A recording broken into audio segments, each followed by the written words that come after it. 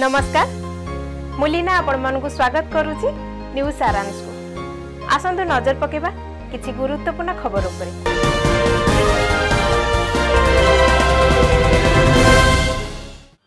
मालकानगिरी जिला गुमा ब्लॉक अंतर्गत पिलाकुसुमी ग्राम बालीमेला जयपुर मुख्य रास्ता ठारू मात्र 3 किलोमीटर दूर रे थिबा ओरकेल पुलिस द्वारा प्राय 5 कोटी टंकार गंजेई गछ नष्ट करा जायछि।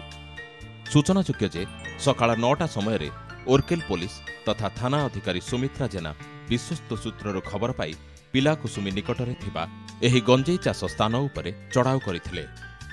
सांगरे 2 जण साक्षी और स्थानीय गणमाध्यमक उपस्थिति रे एही चढ़ाऊ करा जायथिला। 10 एकर जमीरु प्राय 45,000 गछ कटा जायथिला। एही चढ़ाऊ रे Chitrakonda SDPO PR Rahul, SI Manas Ranjan Swain एवं एसआई तृप्तिरंजन दास सह एही चढ़ाऊ करा जायथिला। एहाकू एक बड़ धरणर सफलता बोली ओरकेल थाना अधिकारी कहिसंती, किंतु एहार प्रभाव किपरि पड़ुछि ताहा देखिबाकू बाकी रहिला।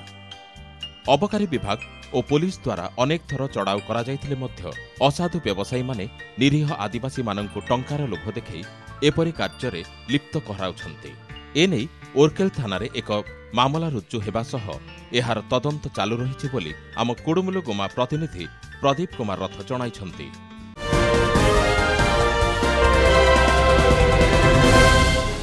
अधिक खबर जाने पे स्टे विथ न्यूज सारांश ऑन यूट्यूब। नमस्कार।